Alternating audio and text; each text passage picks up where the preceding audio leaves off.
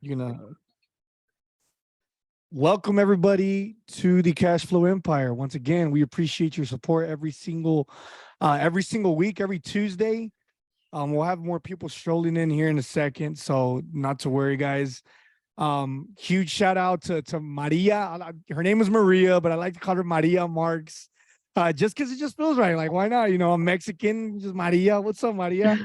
If I could do that, I totally would, but I can't roll my R's. So I'll just let you present me. I got you, girl. Don't worry about it. Obviously, guys, we're here. We created this podcast to be very transparent, to bring the true reality of multifamily investing, the good, the bad, the ugly. We like to bring our friends up here to just talk about their experience and all that good stuff. So really quick, I'm going to give Maria a quick introduction. So Maria has a bachelor's degree in nursing and worked in the operating room. She left her healthcare industry to create generational wealth for her family. Ain't that goals, guys? She and her husband invested in themselves first by joining the masterminds of Grant Cardone, Sumrok, and Hunter Thompson. After joining and learning from those mentors, it was her goal to help 1,000 families create generational wealth. Maria hosts a podcast called Apartment Wealth to help and educate women on how to become confident investors. Her and Nick are co-sponsors for 600. Correct me if I'm wrong. Or No, you're right. 700. plus, It's always going. 600, 700 plus units in 2022, and LP, which is limited partners for 1,500 plus units. Talk about a hell of a resume here. So Maria, let's hear a little more about you. I mean, you're obviously a very, very great friend of ours on a personal level. We always have a great time every time we hang out in person. For those of y'all, I hope y'all get to meet Maria on a personal level and person. She's honestly a sweetheart. I love her to death. Her and her husband Mark. I always call him Mark. But Maria, go take the lead. Talk to us. Like who are you? Where are you from? Obviously. I gave a little bit of background, but there ain't nothing like hearing it from you. Thank you, Sergio. It's always good hearing your voice. Well, I live in Indiana. So I'm in Indiana, a little bit different. A lot of people think I'm in Texas because that's where everything's happening, but I'm in Indiana, and I did not think this would be my career choice. I was destined to help people, destined to be in a hospital and help people get better. That was my goal and my dream and what I did. I got married 2 years ago, almost to the day. May 1st is my anniversary. So 2 years ago, got married to Nick. He's in the chat today. Hey, we got married, and it was the best wedding. It was my wedding, so I can say whatever I want about it. It was the best wedding, and it was surrounded by all my friends and family. But 6 days later, my father-in-law unexpectedly passed away from a brain aneurysm. It was nothing that we thought was coming, and it took us all. It just took us all. We were just really thrown for that. And it made me think, this could happen to anyone. This could happen to me. I just got married. How can I help my family, my non-existent family? I was so worried at this point about the children I didn't have, that I was stressing about money and stressing about finances and stressing about what's going to happen if my brand new husband needs to go to the hospital. Like, I'm a nurse. He has his own company. It's not like we're sitting on stacks of money. I mean, I will be. Don't worry. I will be, but we're not. And how do I get to that point? So it's when my husband introduced to me Grant Cardone. The first time I heard him talk, I was like, I'm never listening to this guy again. He's like nails on a chalkboard. We are not the same person. I don't want to be around him. But he said, just listen to him. And he gave a definition about wealth. And wealth is, everyone thinks of it as money, about how much money you have, but it's actually an abundance. You can have an abundance of knowledge. You can have an abundance of happiness. You can be wealthy in something that's other than finances. And when he said that, I was like, all right, maybe I can listen to you. So it was my husband's dream to build apartment complexes, invest in apartment complexes. And the funny thing is I loved it so much that I kind of took over. He's still working. I left my job. I do this full time because I love it so much. And I see the impact that it can have in people's lives. My mother-in-law wasn't working at the time that she lost her husband. And so we needed to help her find a way to make some passive income. And when we got her to invest in her first deal, it just made me feel that feeling I did when I was in the hospital. That same feeling of helping someone get better, helping someone on their path, helping my mother-in-law invest and create generational wealth for herself was just an amazing feeling to me. And it was that day that I decided I'm going to help 1,000 families, not 1,000 people, 1,000 families, because this money and this dream is life-changing. Having generational wealth through passive income can change your family and your family's family. And that's what made me want to get into this. So that's a little bit about me. Talk for a bit. What a good intro. What a good intro. No, thank you so much, Maria. And you know, in your bio, right, you mentioned that you are part of different groups, different mentorships, right? So a lot of people, they are scared, right, to pay the price to go and actually have a mentor, because usually this mentorship, they're a little pricey. So what advice do you have for somebody that is looking or is, you know, like, how did you change your mindset to be able to pay that much in education for yourself? Well, you've got to take the first steps. If you want to be a GP, if you want to be on that side of it and not just a passive investor, then you need to invest in yourself first. And that's the most important thing. And yes, these masterminds are so expensive. I mean, I'm in 3 of them. It's a lot of money. It's too much money, but I didn't utilize the free webinars, the free podcasts, the free Zoom like this. I wasn't utilizing this because honestly, a year ago, this wasn't a thing. And now all of us are coming together to give out this free content.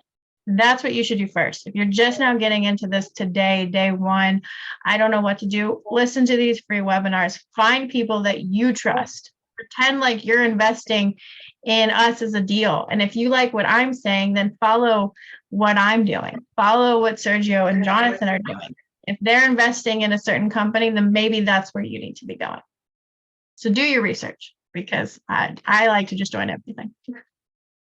Yeah, no, that is so great that you mentioned that. I mean, I feel as though whenever we go into a new environment, we always need mentorship. We always need coaching. We cannot do this alone. And so it's so important. But what I love the most is that you can actually get it for free here. You know, we can hop into webinars and start networking and start kind of, you know, nourishing our minds with people's experiences.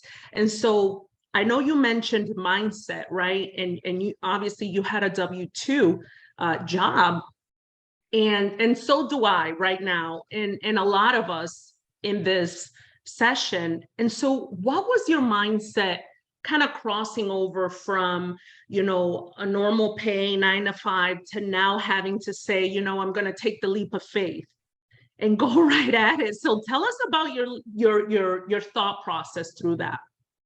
It was a long one. Believe me, it was not just a flip of a switch, but I really have a good partner, and having someone who's going to let me take the reins on this. I mean, this was my husband's dream. This was his dream to do this. And he knew that I'm pretty good at it.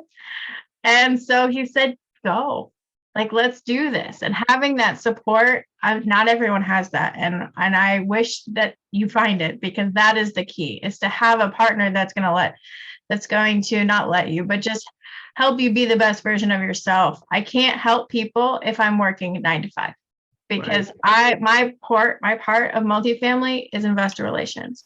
I'm helping people through the process of a deal, and I can't do that at 7 p.m. at night. So that, I mean, I can hear, but I can't, and every other day, every other hour of the day. So it's kind of just thinking, like, where am I best suited, and can I leave my W-2, and can I live comfortably or live at all if I'm not working or not bringing money in, or how can I be doing that? So it's just kind of that balance of that communication with your partner, who you're living with. Make sure that you guys are all on the same page, because that is where the most important line is. If your home is where it needs to be, if your partner and your communication is on point, you're golden. Yeah, that's so wonderful that you say that, because definitely you do need that support system to move forward, because this is a life-changing event, right? Yeah. It sure is. And I'm sure that for a lot of people that probably are not as privileged as you are with having like a support system, I'm sure that, preparation is key, educating yourself is key, planning, right? Obviously you're going to have to downsize if need be, because this is going to be a full-time job. So it's, I truly do appreciate that you provide us with your point of view. And I know that you said you're helping 1,000 families. That is your goal. And so where did that number come from? Stormy Wellington, actually. She wanted to help 1,000 people, and Grant Cardone told her that was too small. And so I said, well, if it's too small for her, it's probably the best size for me. Yeah, and for those of you who don't know Stormy Wellington, she is like one of the top network marketing personnel out there. She's like getting paid a bag. Yeah. She's getting her bag for real. But she's so motivating, because she gives out the story of from roughs to riches, right? She never had anything, and she had to work hard to where she's at right now. And that's a lot of us as well. And so tell us a little bit about like your routine, like your normal day in this new environment. And then how do you how have you learned to relate to other people to get them to want to invest and think about multifamily investing? Okay. So my day-to-day, I mean, while I'm doing this, because none of this multifamily is by yourself. So I joined Massive Capital with Mike Bailey, Schreier, and Sanjay. I met them all, and Trevor's here, so thanks, Trevor. But I met them all about a year ago, and I knew that I needed to attach myself to people who were growing faster than I was. So what I did was I found the people that I aligned personally, professionally, spiritually with. And I thought, you know what? I'm going to make sure that they know who I am. And I'm going to bug them until they let me be on their team. Because like we mentioned before, this is not a single sport. You do this with everyone. You do this together. You find a team that's going to help you out, because you're not a person who's good at everything. You're good at one thing. And I'm good at investor relations. So my day-to-day starts with Zoom calls. It starts with a list of investors that I'm going to call or I'm going to talk to, or a list of co-sponsors that I'm going to help get into deals, make sure that they're bringing deals on, or make sure that they're raising money with their investors. So my day is just helping people, connecting them to what they need to be doing. So, and your second question about relating to investors, I did not know anything about multifamily about a year and a half ago, maybe 2 years ago. I had no idea what multifamily was. I thought you grew up, you saved your money, you went to school, you got married, you had kids, and then you invested in the stock market, because that's really the only thing I knew. And no one really talks about multifamily.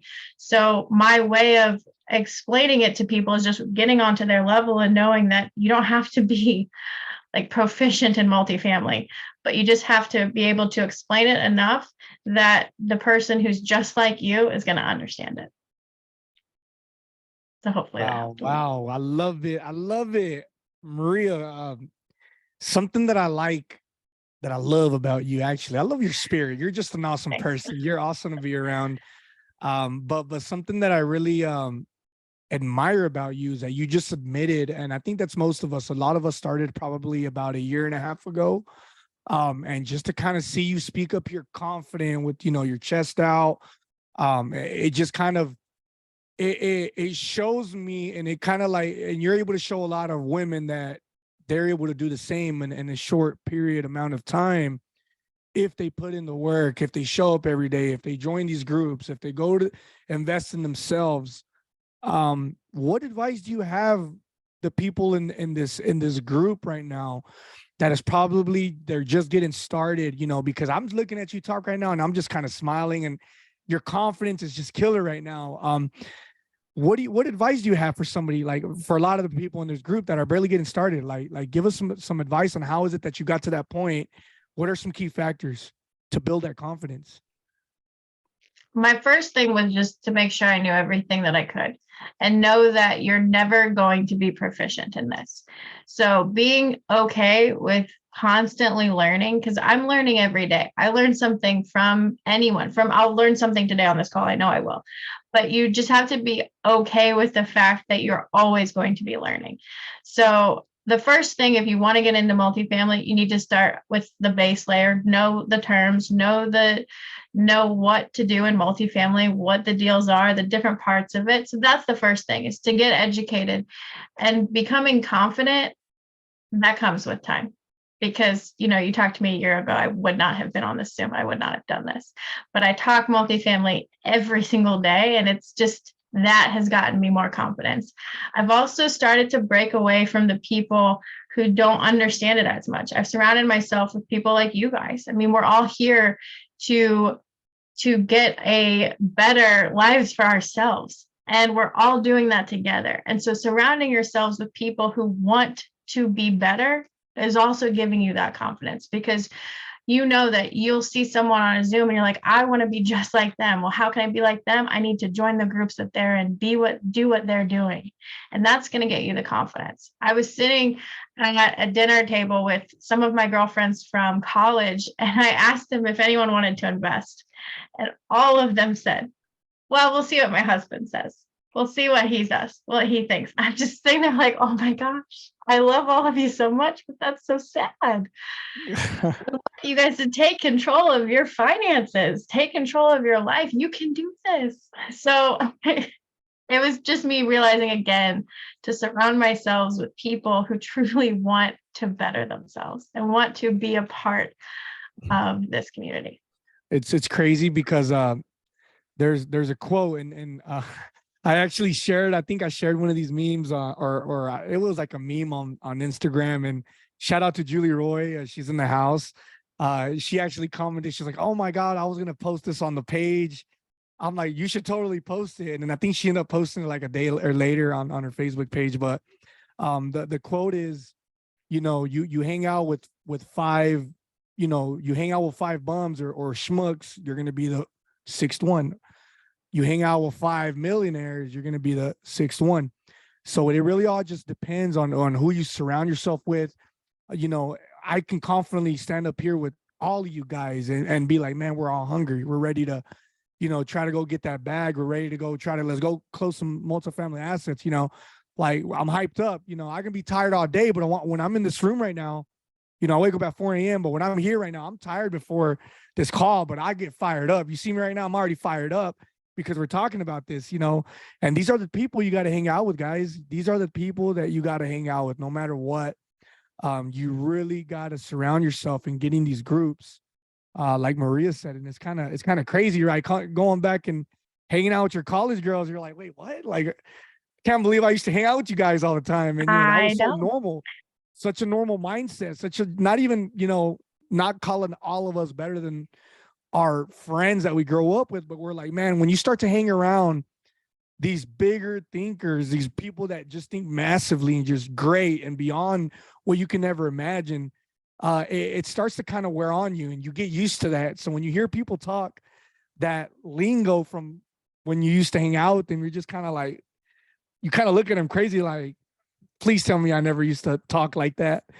Isn't it funny though? You look at these people and you're like, wow, I really did sound that dumb. Okay, good. Well, at least I'm getting better, right? At least I'm learning. It's something I'm okay with. I'm okay with learning something every day. If I wasn't, I wouldn't be here. There we go. That's right, Maria.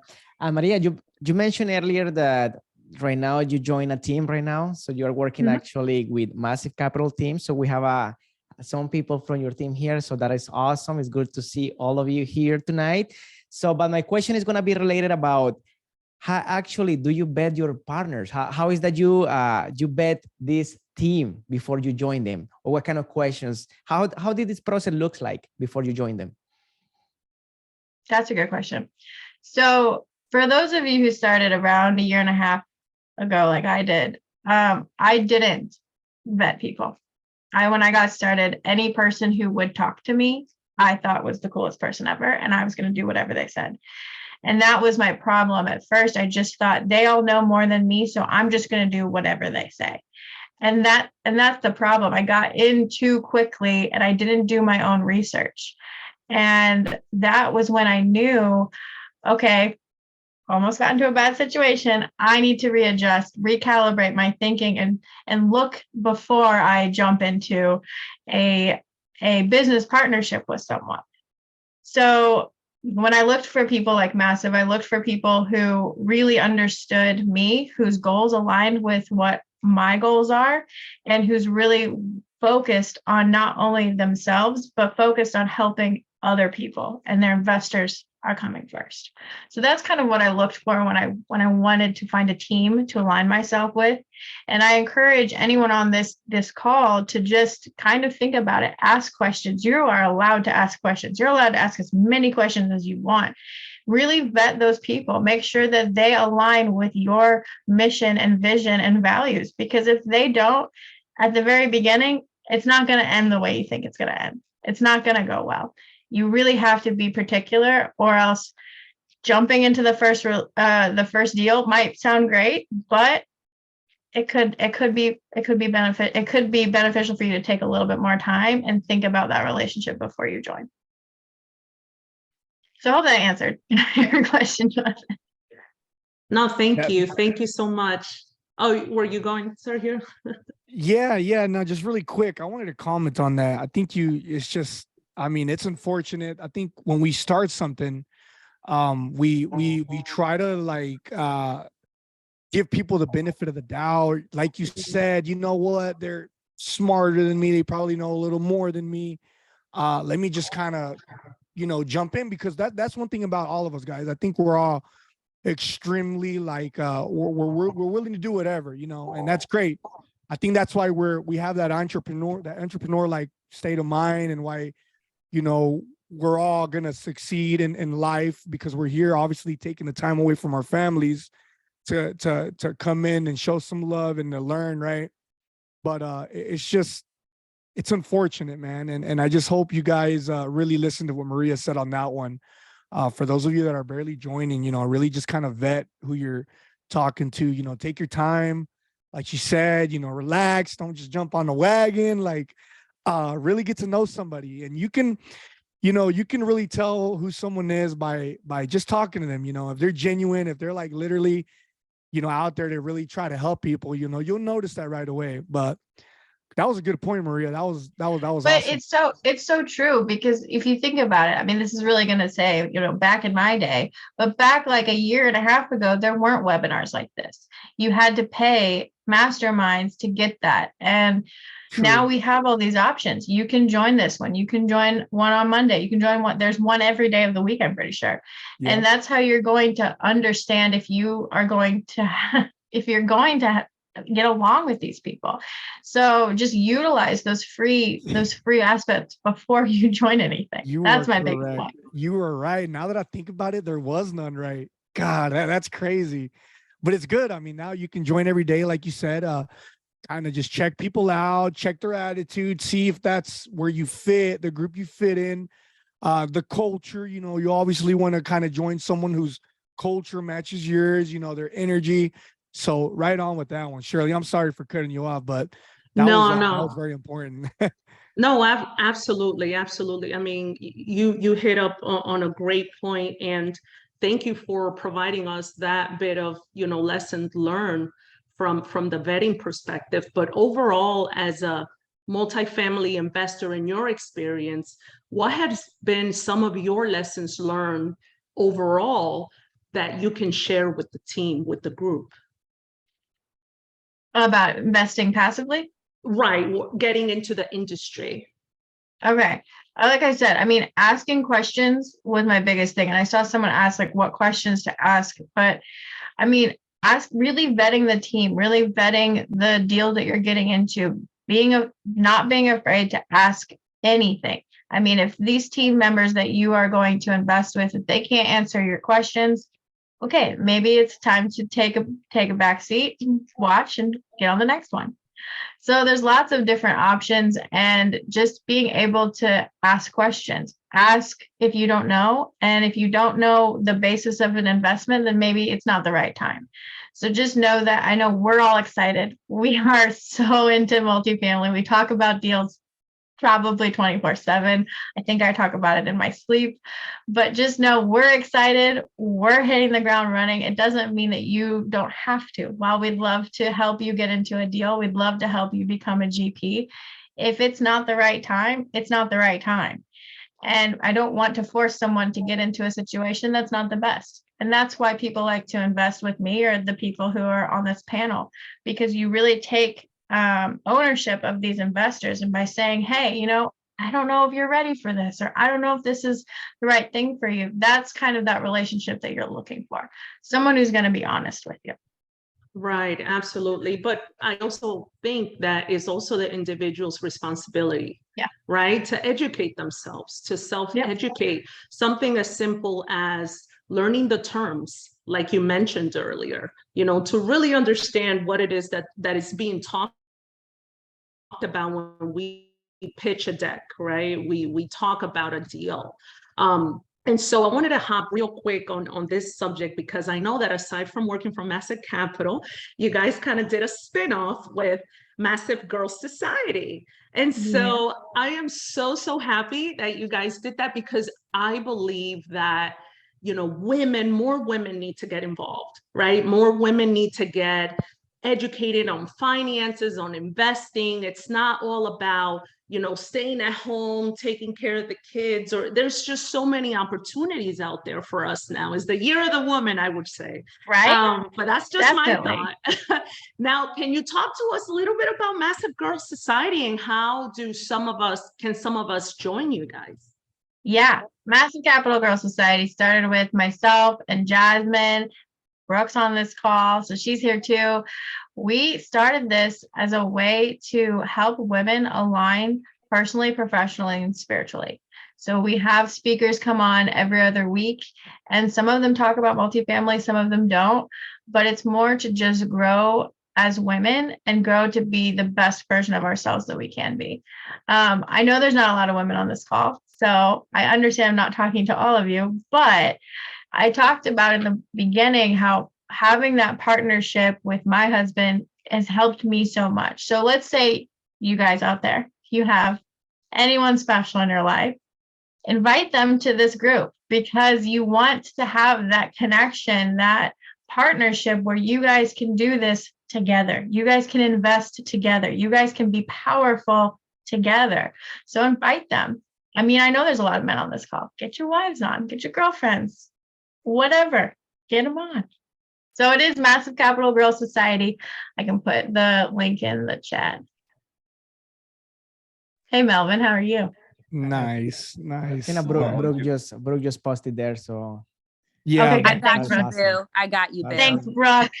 Brooke, you ladies, Awesome. y'all sign up for the. I mean, we got some ladies in the house, and I always talk about how I love our multifamily women that are in this culture and these groups, because I'm not gonna lie to y'all are true boss babes. I'm not gonna lie, y'all are go-getters, and I love that, man. I can't lie. So y'all are the best. Y'all really are the best. Y'all are some true hustlers, and I love it. John, You're my favorite thing to ask. My favorite thing to ask someone when they're ready to invest.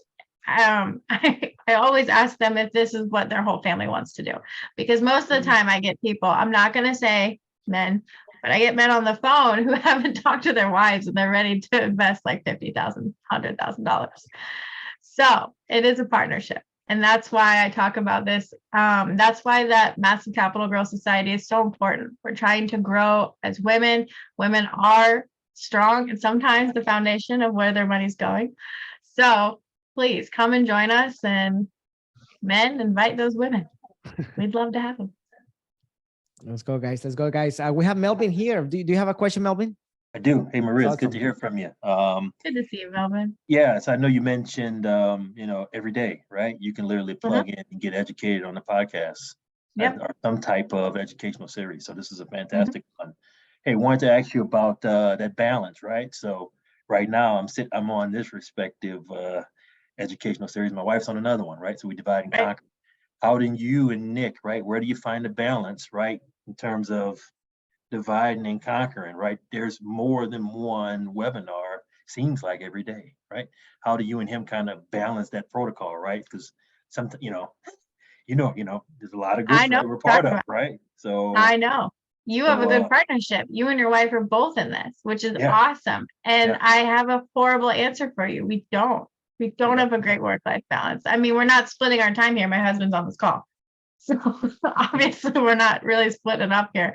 But I mean, the best way I can answer that is to show that my husband, Nick, he's really good at other parts of the deal. I am really good, and I'm going to say good things about myself. I'm really good at investor relations. That's where my point is.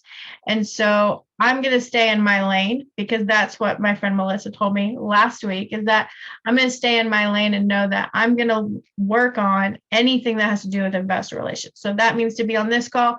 Great. I will be on this call, and maybe Nick will be on one about underwriting, because that's what he's good at. Or something else, something about asset management, other parts of the deal. So that's would be how we work-life balance right now. Eventually, if we have kids, that might be a little different. Maybe ask me in a few years. Oh, good. I appreciate you saying that, because that's a Because similar, I don't know if I'm a good trajectory, example of right? that. Trying to divide and kind of stay in your lane. So Yeah. on our end, right, we're chasing after our 8-year-old. So I totally understand. So thanks for sharing that. Yeah, it's hard. I mean, we can't all be good at everything, and just knowing what you're good at. And it did take a while to understand that, hey, I'm not great at underwriting. I can do it. You don't want me to. So just knowing that my specialty is helping investors get to the deal, get to the process, doing that, that's where I need to be focusing. Awesome, But Maria. it did take a long time for me to get there. Yes. Thank you. Thank you. That was a great answer. So Maria, I know that your role is, is investor relations. So how does this role look like, or what are the responsibilities involved? Because this is a really, really important piece in a syndication.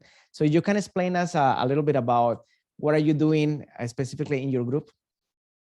Awesome. Yeah. So there's a lot of parts of the deal, a lot of parts of any multifamily deal. One of them is raising money. And if we have a deal where we need to raise money for it, that's where the investor relations team comes in. They come in to talk to investors. Investors book calls with me. I book calls with investors. Anyone who's expressed interest, these are people I'm talking to, and I'm explaining the deals to these people. I'm talking to them on a personal level. I'm understanding why they want to invest, getting to know their story a little bit, taking some notes, and making sure I am understanding them and they're understanding the deal and how this deal might be able to help them. So my job as an investor relations person is to help an investor go from seeing the deal to knowing about the deal, and then getting to the portal and investing in the deal. And I help them get through all of that process. I help them, they wire their money, and then I make sure that they're on the right path to getting updates on the deals and continuing my relationship with investors. So I deal with investors, investor relations. Here we go. Okay, I think that before I get the question to Shirley. So what are those skills that if somebody wants to be focusing in, I want to be investor relations. So what are the skills that somebody needs to have, to be involved in this part of the job? You gotta love talking. I love talking, but I also am really good at listening.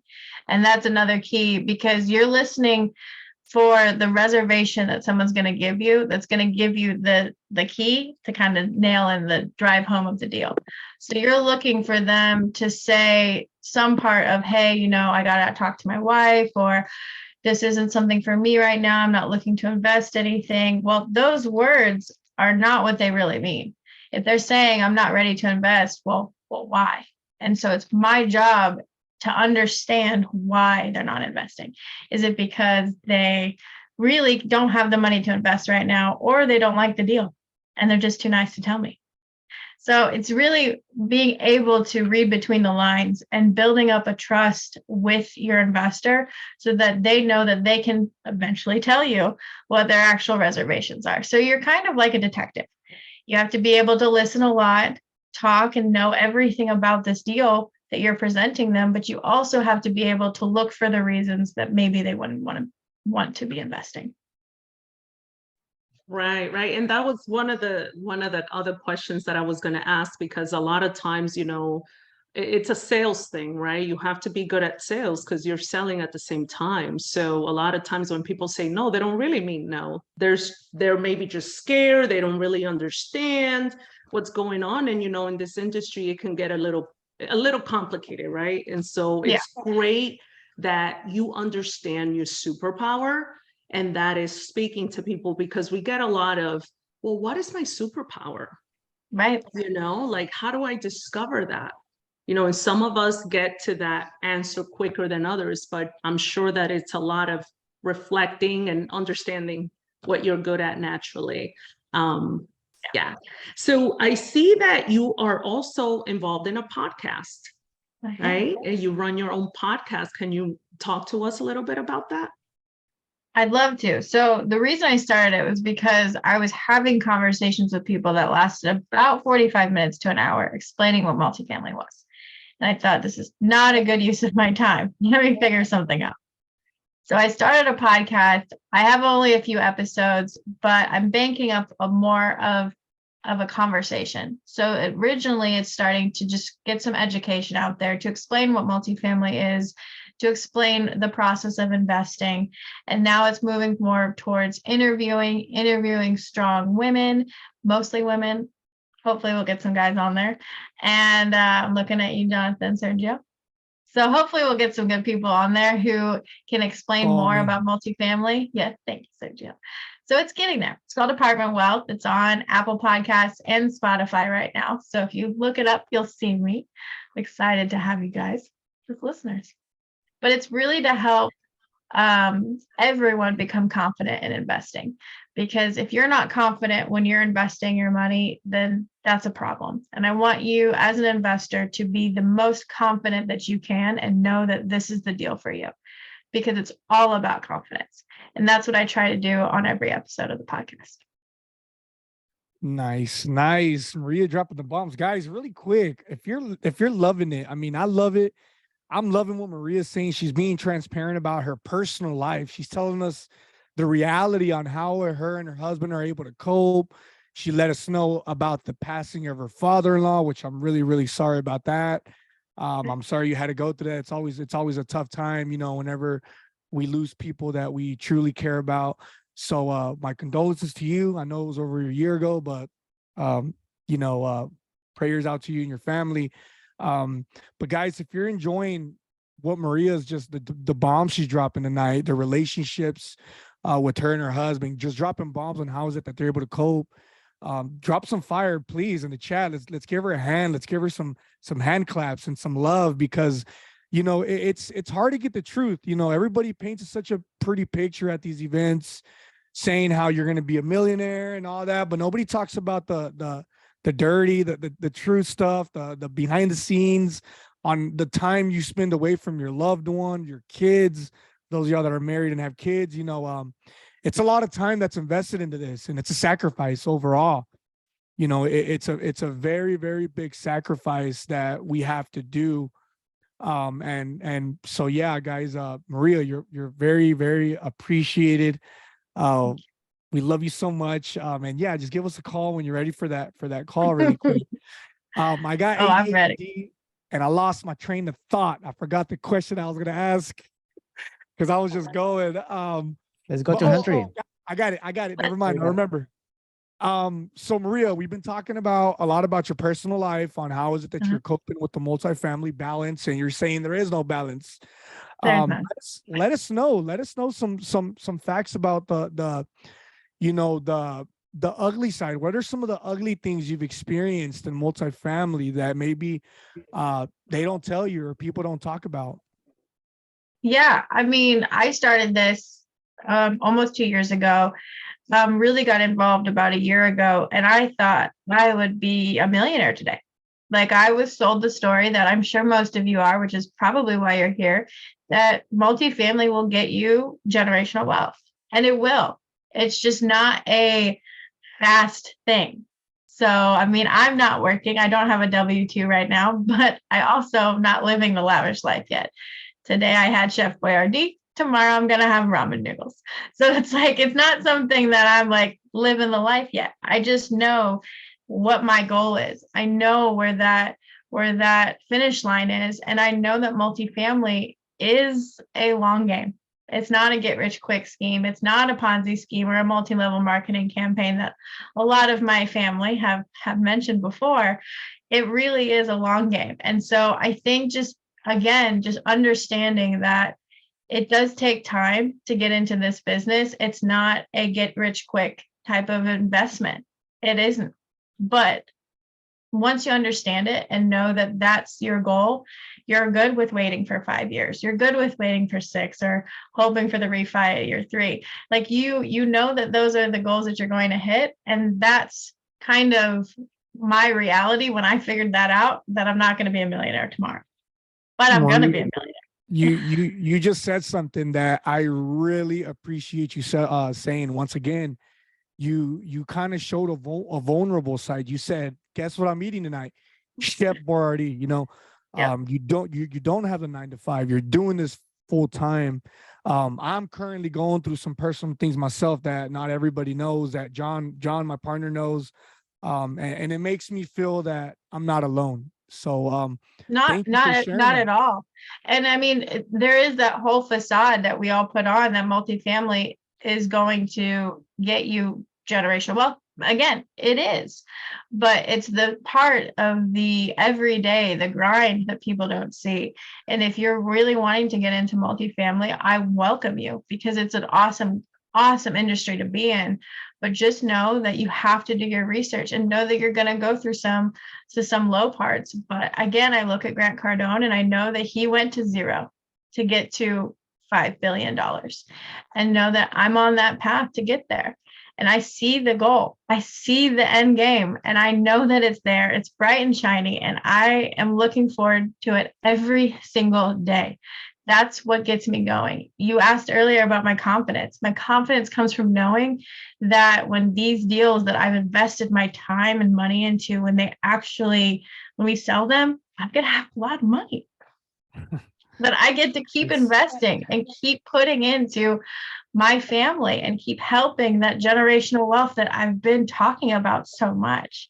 So just know that I don't know what you're going through, Sergio. You know how much I care for you. So know that we're all struggling here, but we all know the goal. We know where we're going to go. We know how big this is going to be. And just being a part of multifamily is one step closer. And I think that's what we can all get from this, guys. We're all making sacrifices. We're all, it's a bumpy road. We're not alone. So we have our ups and downs. Let's just keep on keeping on and keep our heads up. Everybody being here tonight, it's just, man, we want it that bad. We want to learn. We want to keep scaling. We want to just get it.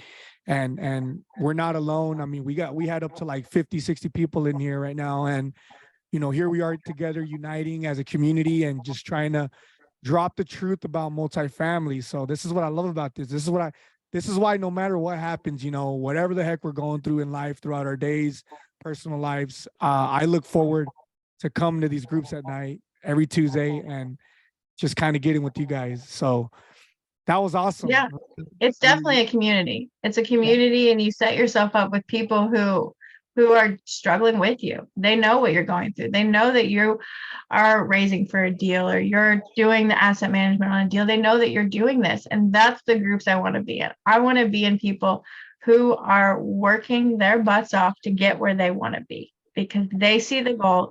We all have that goal, and they can see it, and they're striving for it too. So this is an awesome community. I hope you guys stick around every week on Tuesdays. Women's are every other week. So come to those and find your community, find your people that are going to keep you and push you to your dreams to actually get a generational wealth.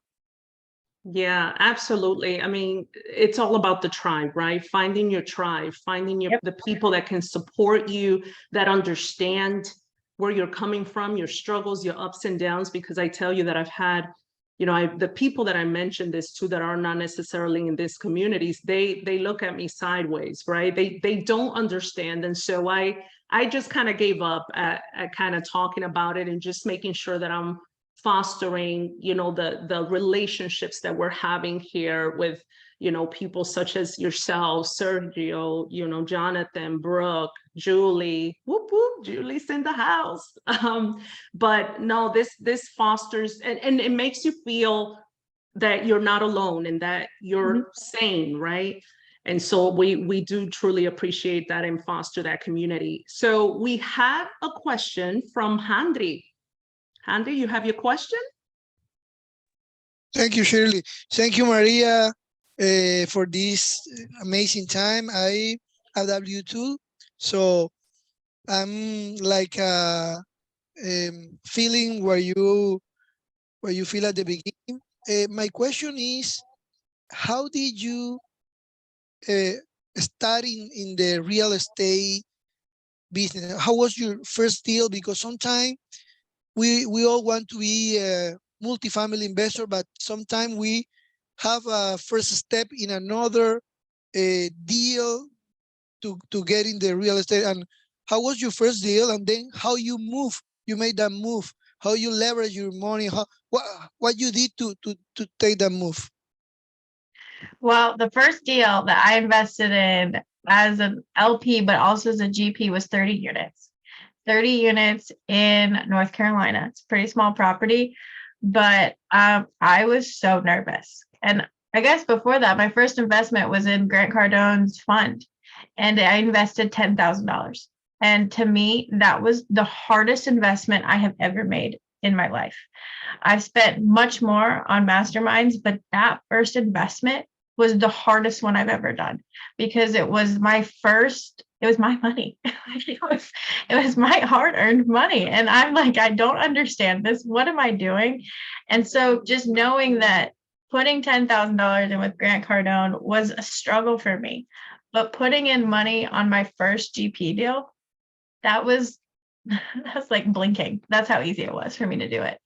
And the change between that first investment and my first deal as a GP was that confidence from knowing I know what I'm doing. And so do you. Like going to these events and knowing everything, listening and continuing to educate yourself, it gives you that confidence so that when you do make your first investment, or even if it's your third or your fourth, you're so much more confident in yourself that you've picked a good investment, that it's just so much easier. So the first one, I will give you, it was the hardest one, hardest thing. And like I said, it was only $10,000. But putting more money in and other deals was just so easy because I was confident in myself and I had educated myself on that. So that was your first question. Sorry, what was your second question, Henry? Thank you. No, how do you make that move to your multifamily? But it's okay. You answer. Thank you very much, Okay. and Perfect. I will get Thanks, in your. Henry. Thank you. Thank you. Here we go, guys. So, okay, let's talk a little bit about challenges, right? Because I think that investor relations is not something that is easy. It's not the easiest, I will say, job, right? But what are the challenges that you actually live in your day-to-day when you join in as an investor relations in a syndication? My biggest challenge is, I do sales. I convince people to invest their money. And the hardest thing is to get from the fact that they know the deal to that closing sentence. Are you ready to make the investment? So I think the hardest part was just being confident. And you're talking to people who are investing lots of money. Some of them might invest $500,000 to $1 million. And that's the hardest thing because I can't do that. And so I think my first go at investor relations was so challenging because someone would say $200,000 and I would think, oh, okay, are you sure? Are you sure you want to invest that? Because it's not something that I was able to do. So just being more confident and knowing, like I said, that end goal, knowing your goal and where you're going to be, knowing that you can put 500,000 or $1 million on a deal. That's my goal. And just being more confident in that helps me with those tricky questions or those tricky times when someone comes up to me. It's like, yeah, I'll put in 500,000. I'm like, oh, okay. Yeah, you will. You're right. Like changing that thought process and understanding that some people are just ready to go and some people aren't. So just knowing, I guess the hardest thing is knowing how you have to handle this conversation. Is this going to be 2 or 3 conversations? Is this going to be one and done and they're ready to invest? Or are they someone that you're going to be on the phone with for 30, 40 minutes at a time? Because they really need that help. So just being able to adapt, being able to change your path. You might go in with a script, but know that it's going to change. Those are the hardest conversations, but those happen every day. Here we go. Okay, we have Kevin before we go to Shirley. Kevin, how are you doing, man? Do you have a question? I'm good. Y'all doing all right? Yes, My sir. question, Miss Maria. Okay, when she first started out, I'm new to the multifamily game. Started out in December, so I think I've started to align myself with some good folks. Brother Sergio, John, we just met here recently up at Peak.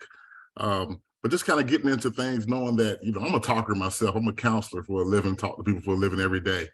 There you go.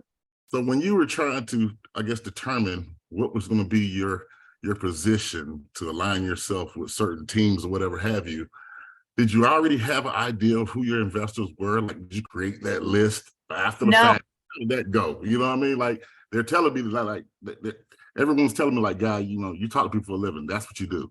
You will be great at raising capital. But I'm just like, oh, really? Like, how? You know what I'm saying? Like, I know people, yes, but just making that change and getting in that mindset. How did your journey look? I'm glad you asked that, because first part, I did not think I was going to be in investor relations. I actually thought I would be doing asset management because I am a very type A person and I really like details. So I thought that was where I was going to be. And it just took more research to understand that maybe more of investor relations and capital raising is where I'm going to be best suited. So that was my first thing. My second thing was I did not have a list. I did not have people because, like I said, I thought I was doing asset management. I thought I was going to be the boots on the ground and in the trenches with the team. So I didn't have a list. I had, my mother-in-law. I had my parents. I had maybe some friends from college who, again, didn't really like multifamily. So I didn't have a huge list.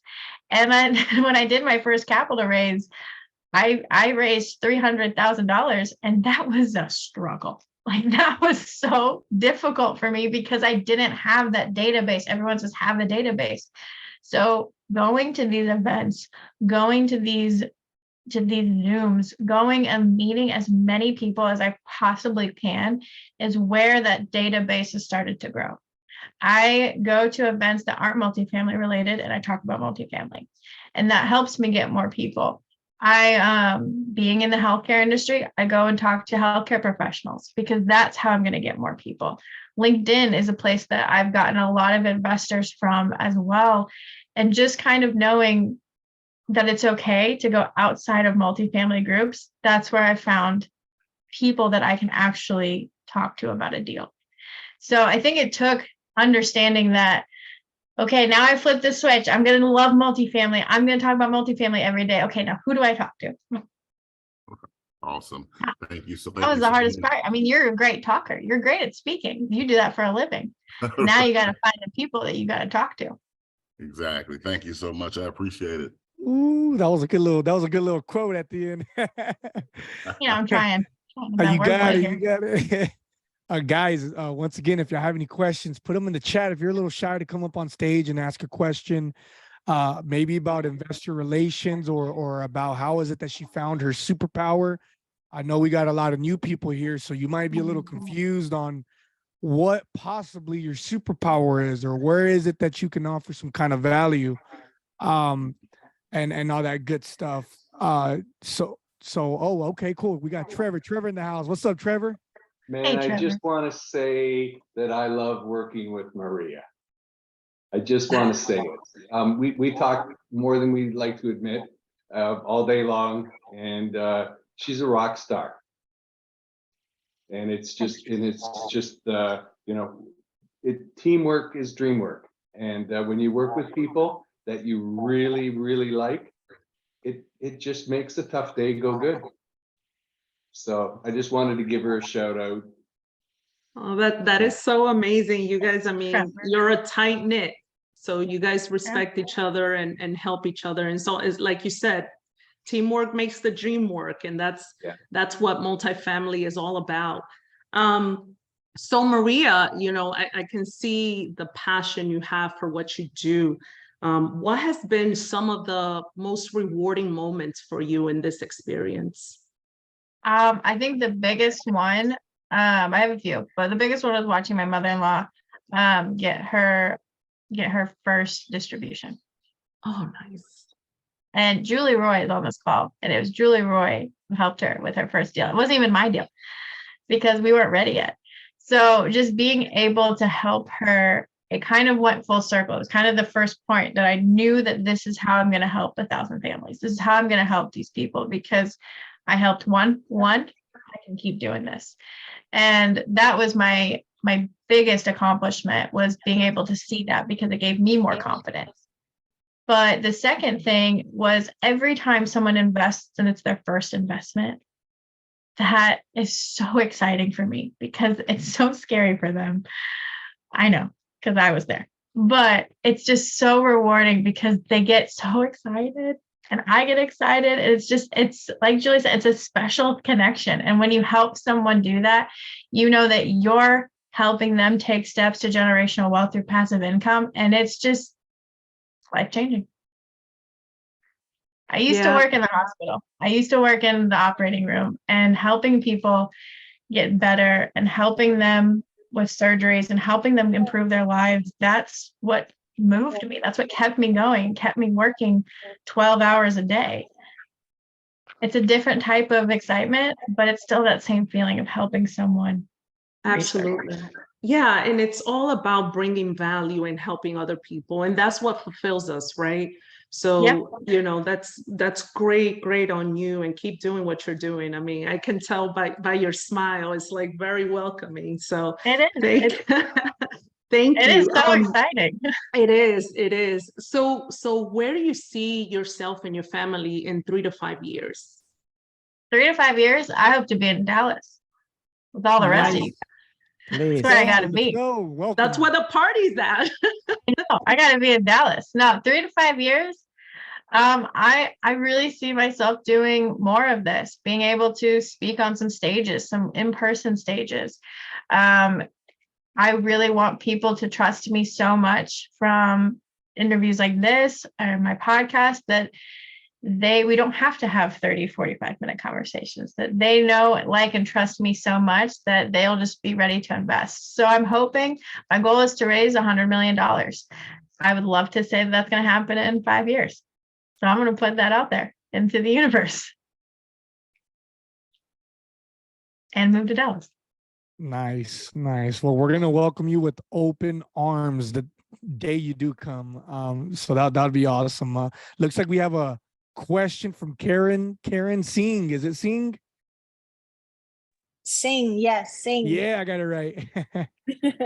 My question is, Maria, again, thank you. You've been an inspiration in many ways. I've only been in this, I think this week will be my 5th week. Just being on the Zoom calls and you know, the virtual summits. I think in 5 weeks I've done and continue to learn every single day so much. So right now, and I'm going back to this was in the beginning. You said, and you're not the only one I hear, say this, that you just have to ask the questions in terms of how do you know which group is best for you, right? So I know I'm being vetted, and I'm vetting also the groups, right? Because this is a two-way street, right? But Right. because I'm new, how do I know?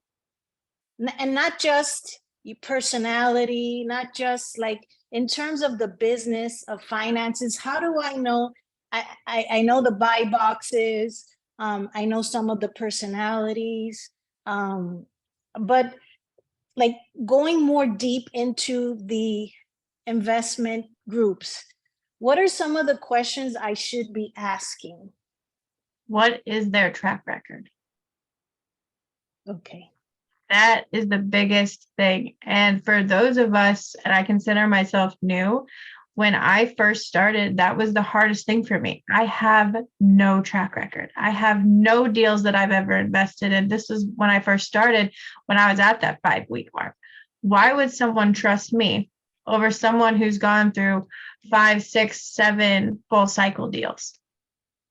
That is the hardest question, because it's what I wanted in someone when I invested with them. So how can I convey that to someone else? And the best thing I did was partner with people who had the track record that I could leverage. So the questions that I asked were about their track record, how many times they've been through full cycle deals, how those deals performed, how their other deals, like, did they hit their benchmarks? Did they hit the projections that they were talking about when they first pitched the deal? Those are questions I always ask a team, and I want to make sure that I know that they've done that before. Now, for you who's just started, do what I did, and I latched myself to a team who had that track record, because I didn't. And now, I mean, someone presents me and they say, yeah, I've done 600 units. Like, that's awesome, but I haven't been full cycle on the deal. And that's a huge thing, because if someone's gone full cycle, that means they've gone from the very beginning, finding a deal, submitting an LOI, getting all of that due diligence period done, funding it, and actually taking care of it so that they can sell it. And so that's a huge question that I hope you ask everyone. Yes. So everyone out there, now you're going to get that question. Thank you. Yes. Oh, and then thank you, my lovely husband. He also put in the chat, ask who they've partnered with. I always want to know, if you've partnered with someone before, would you partner with them again?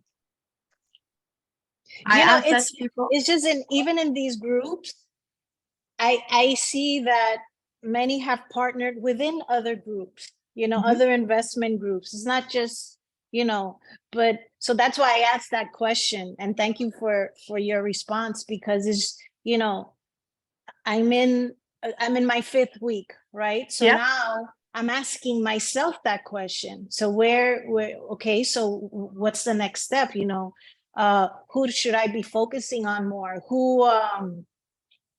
What group should I not focus so much on? Because I can't be in these Zooms. There's just so much I could be in, right? And there comes a time that I have to, I have to continue. I'm looking at deals. I speak to brokers. Right now I'm, getting that courage to submit an LOI and do the next part. But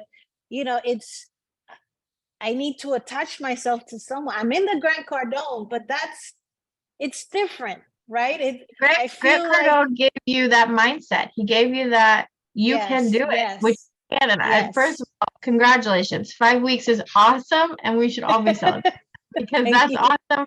My week 5, I remember where I was. So yes, you're killing it. The thing you want to do is just align yourself with people. And yet sometimes you just have to take a leap of faith and jump into that. But make sure that you are finding people that like, and trust. If you would invest your money with them, then they're worth investing your time with. So make sure that there's someone that you align with completely.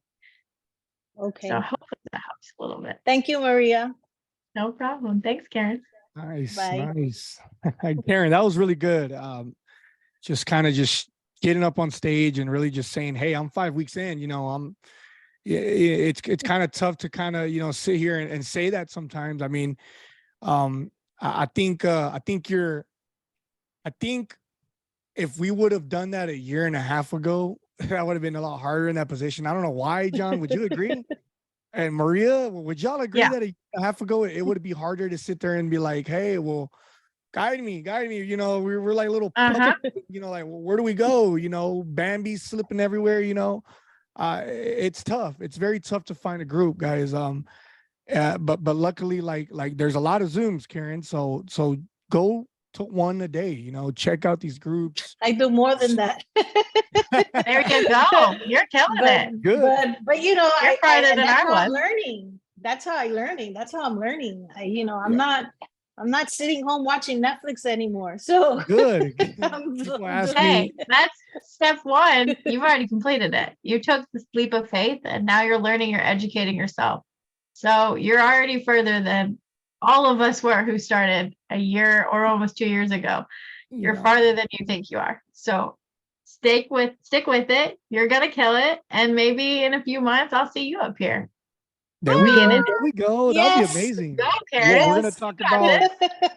I'm gonna be like, Karen, do you remember that conversation a couple Yeah. months You ago? remember You were that? like nervous, and it's bound to The funny happen. thing is, Karen, Jonathan and Sergio will tell you, I was with them from the beginning when all three of us were sitting. We're like, who can we talk to that's gonna Yep. help us? Wow. We all started like that. Oh my God. Wow. You It's guys are so my funny to go back. inspiration. Well, thank you, which is funny to hear that. It's cool, but Karen, let me give you some advice, and to everybody too. We're new, okay? We're new. We're not 30 years real estate experts where we've got like 120 GPs, right? But for sure, enjoy the process, man. This is just amazing. Meeting the people we've met along this journey.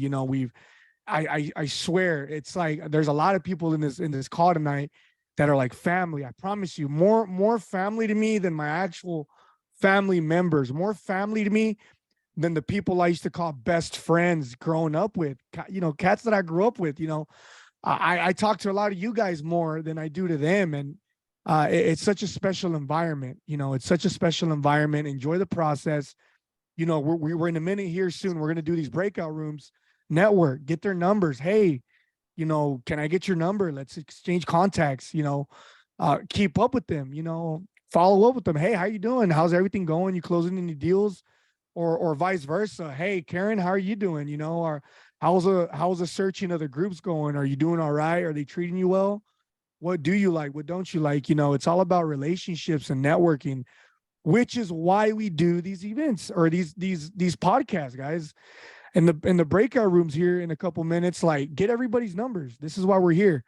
We're not here to, hide anything, or we're not here to say, oh, these are my people. Our people are y'all's people. It's a very open stage here. We're here to as literally a community. And we're here to stay that way. We're the cash flow empire where everything is extremely transparent and open to everybody. So, yeah, John, do you want to add to this, or Karen, or anybody? I'm sorry, I heard a mic. No, that is totally fine. So thank you, Maria, and for everybody. So let's see if somebody have a question, please raise their hands.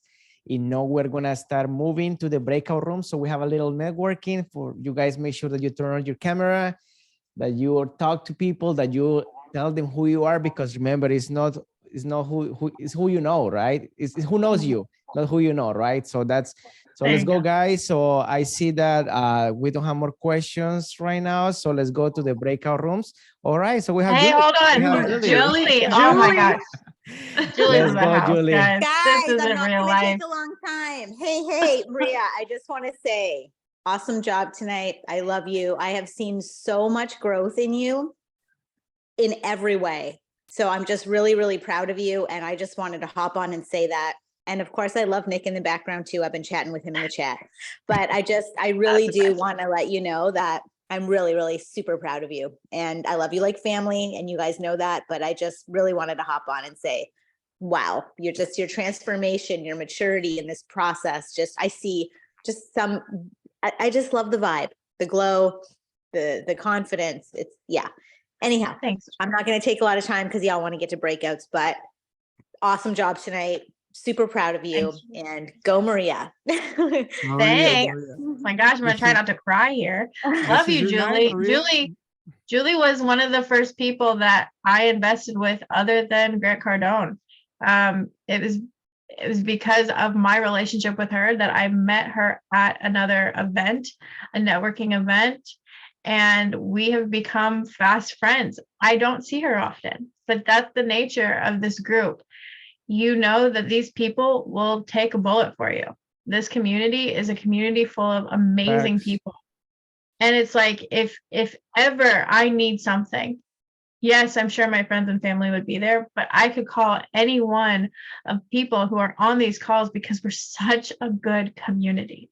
And it's so good to find that and to find people that will show up on a Tuesday Zoom and tell you how cool you are. Thanks, Julie.